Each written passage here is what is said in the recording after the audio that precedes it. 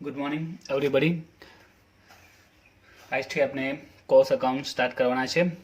Course account એનું બુક્સમાં જે નામ હશે તે એડવાન્સ અકાઉન્ટિંગ એન્ડ ઓડિટિંગ 1 અને 2 આવશે તે કોર્પોરેટ હશે. તમારું જે એક્ઝામનું પેપર હશે પેપરમાં બી આ જ નામ લખેલું હશે, એડવાન્સ અકાઉન્ટિંગ એન્ડ ઓડિટિંગ 1 અને 2 corporate. First of all, we have come to know that how many chapters we have to learn in this cost account. The first is cost account, second is material accounts 1, third is material account 2, direct labor, accounts of overhead, unit costing and reconciliation of cost and financial account. The first chapter is theoretical and then 2 to 6 that are practical. We have to practice some in this chapter and the last one is also theoretical.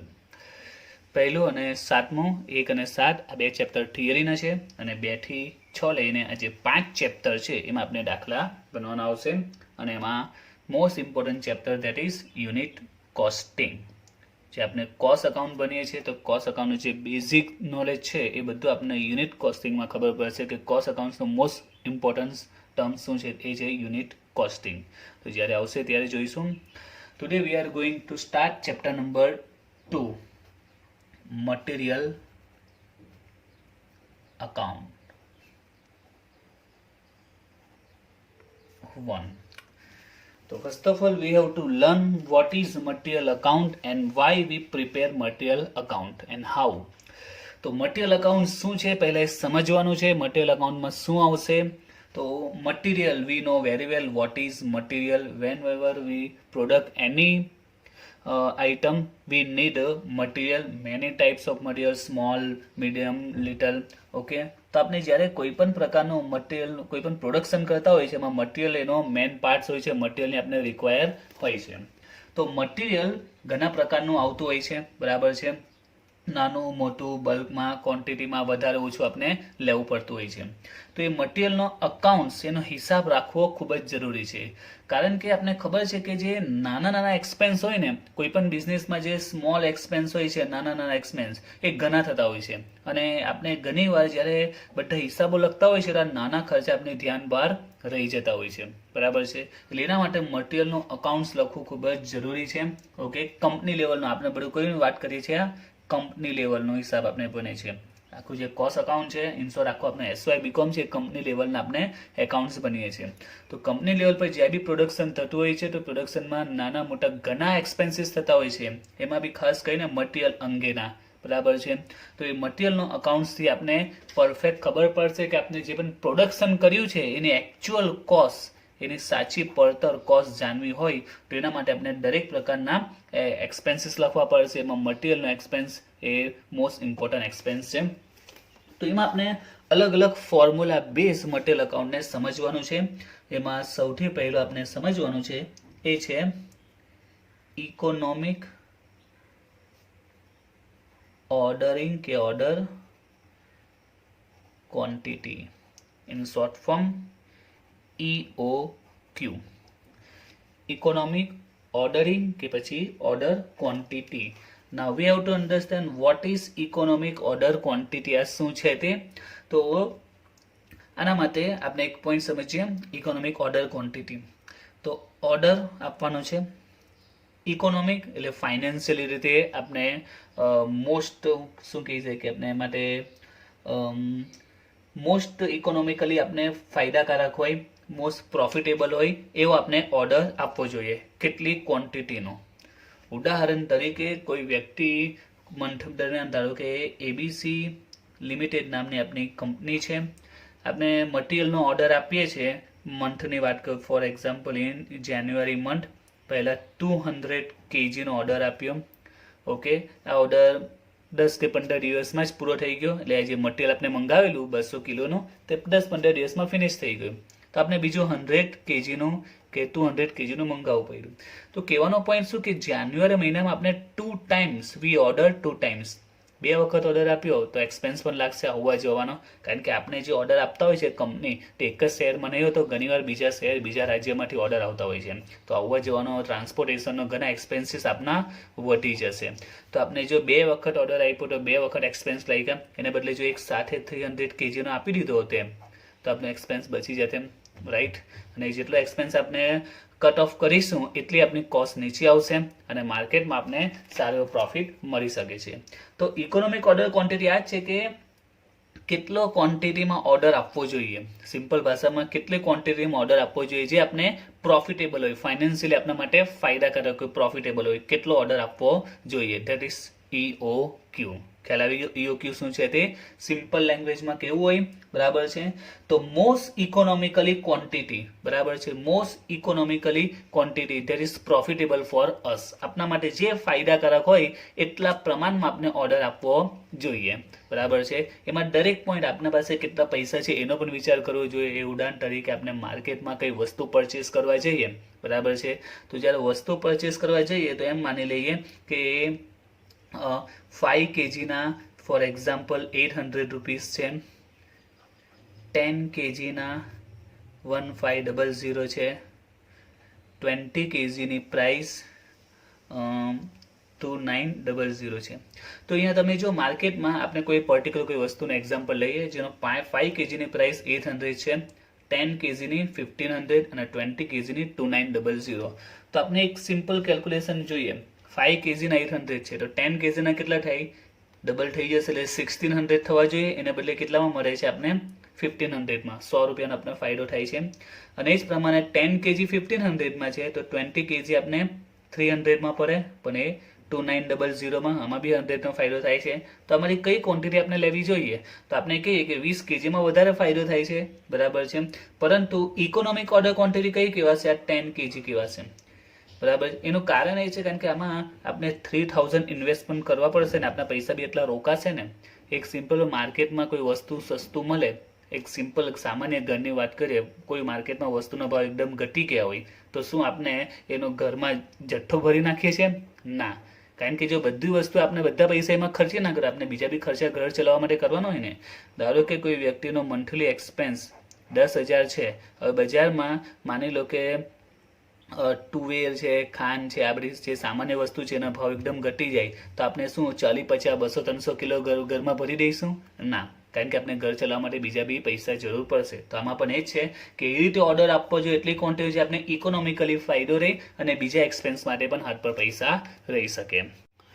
હવે આપણે એનું formula જોઈએ. Economic ordering quantity EOQ formula છે 2AO divide by C in root. તો અહીંયા AOC શું છે તે જોઈએ. તો A for annual consumption, yearly કેટલું કન્ઝપ્શન થાય છે, કેટલો મટીરિયલ યુઝ થાય છે, વપરાશ થાય છે તે. O ફોર ઓર્ડરિંગ કોસ્ટ, તો ઓર્ડર આપવામાં જે એક્સપેન્સીસ થાય છે તે. C for carrying cost, carrying એટલે એમાં લાવવા લઈ જવાનો જે એક્સપેન્સ થતો હોય છે તે. એમાં કયા કયા એક્સપેન્સ આવી શકે? Storing, interest, insurance. આમ તો ઘણા એક્સપેન્સ આવે છે પણ આપણે જે ચેપ્ટર છે એમાં 3 એક્સપેન્સ કન્સિડર કર્યા છે. સ્ટોરિંગ એક્સપેન્સ, ઇન્ટરેસ્ટનો જે એક્સપેન્સ થાય છે તે અને ઇન્સ્યોરન્સનો, બરાબર છે.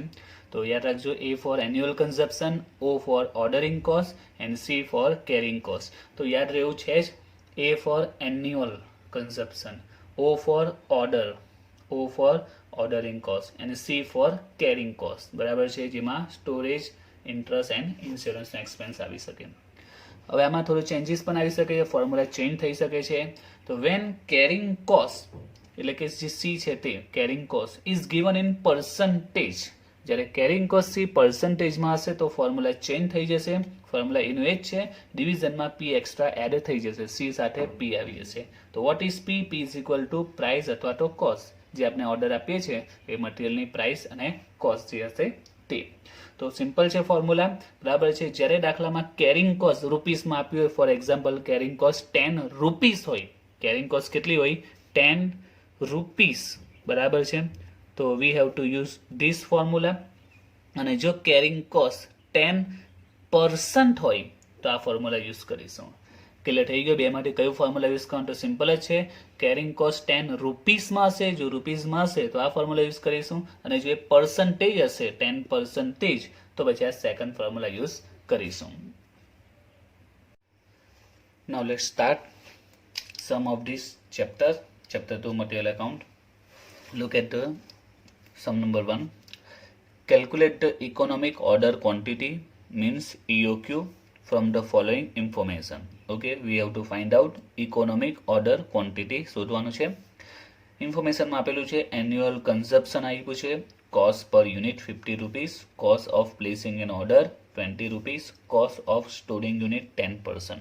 ઓકે, EOQ ફાઇન્ડ આઉટ કરવાનું છે. આપણે ફોર્મ્યુલા અત્યારે આપણે જોયા જ છે. EOQના બે ફોર્મ્યુલા છે તે. તો સૌથી પહેલાં જે પણ ઇન્ફોર્મેશન આપેલી છે એને ડિનોટેડ કરી દઈએ. Okay, first of all annual consumption. Now what is annual consumption is denoted by annual consumption is equal to A. Okay, we can say that A is equal to 31,250 unit. Then cost per unit, cost is given. Now what is cost? The cost means price, means P. So P is given 50 rupees. Then cost of placing an order, cost of placing an order. Now what is cost of placing an order? That is O, ordering cost. Okay, ordering cost, placing an order. Okay, cost of placing an order, that is ordering cost, means O.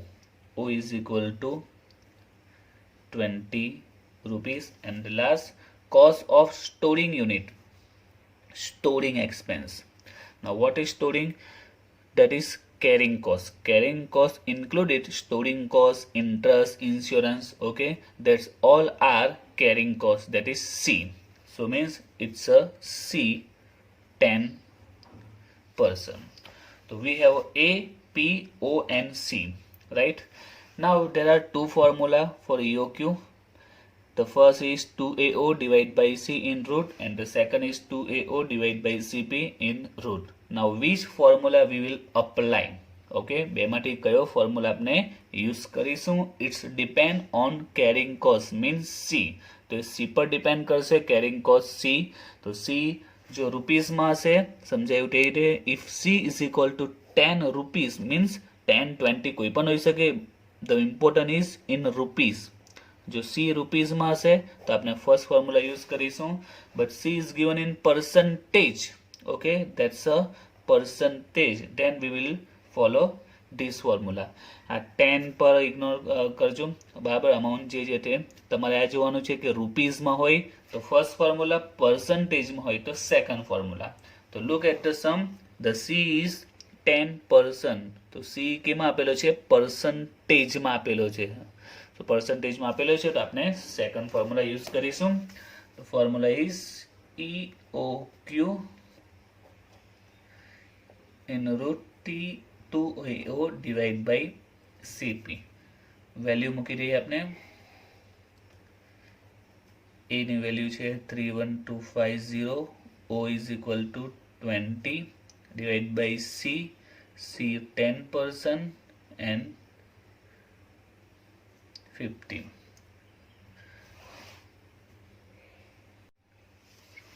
Now multiply this to 31250 into 20, that's 20,50,000, and in division 10% into 50%, that is 10% of 50. બરાબર. આનો simple rules થાય છે કે 50ના 10% કરવાના છે, 50ના આપણે 10% કરવાના છે. તો 50ના 10% કરીશું તો આવશે 5. 12,50,000 divided by 5, that is 2,50,000 in root. Route કરી આપણે આન્સર આવશે 500. અને એની સાથે આપણે અહીંયા યુનિટ લખવું પડશે. તો એમાં આપણે જોઈએ કન્ઝપ્શન કેમાં છે? યુનિટમાં છે. તો અહીંયા યુનિટ લખીશું. જો કન્ઝપ્શન લીટરમાં હોતે તો લીટર, કેજીમાં હોય તો KG. 500 units. Okay. Now start the second sum. Calculate EOQ from the following information. Monthly consumption 3375 unit, cost of placing an order rupees 5 per unit, insurance cost per unit 1, interest cost per unit 0.50, storing cost per unit 0.50 and cost per unit 10. તો અહીંયા પણ આપણે અગાઉની જેમ EOQ find out કરવાનું છે. તો જે પણ ઇન્ફોર્મેશન આપેલી નોટેટ કરીએ. સૌથી પહેલા મંથલી કન્ઝપ્શન છે 3375 બરાબર છે. એ શું છે? મંથલી કન્ઝપ્શન છે. નાવ in our formula A is also consumption, but A is a annual consumption. A means કયું consumption? Annual. ને અહીંયા જે consumption આપેલું એ કેવું આપેલું છે? monthly. ઓકે, તો આપના માટે A means annual એટલે કે વર્ષનું યરલી કન્ઝપ્શન કેટલું છે તે, અને અહીંયા મંથલી આપેલું છે તો એને યરલીમાં કન્વર્ટ કરીશું એટલે આપણે A મળી જશે. તો 3375 યુનિટ આપેલું છે, મંથલી આપેલું છે, આપણે યરલી જોઈએ છે, એન્યુઅલ જોઈએ છે, તો 12 મંથ સાથે આપણે મલ્ટીપ્લાય કરી દઈએ તો આન્સર આવશે 40500. ઓકે, તો remember this thing, consumption always consider annual in this formula. Okay, આ સૂત્ર જ્યારે પણ આપણે યુઝ કરીએ ત્યારે A means annual consumption ખાસ યાદ રાખજો. ક્વેશ્ચનમાં ઘણીવાર મંથલી આપે, બાય મંથલી આપે, બરાબર છે, ટ્રાય મંથલી આપે, 6 મંથલી આપે, 2 મહિનાનું, 3 મહિનાનું, 6 મહિનાનું, કેટલા પણ મહિનાનું આપી શકે. તમે એને યરમાં કન્વર્ટ કરી નાખવાનું. Always we will consider annual consumption, right. Now the second is cost of placing an order, that is ordering cost.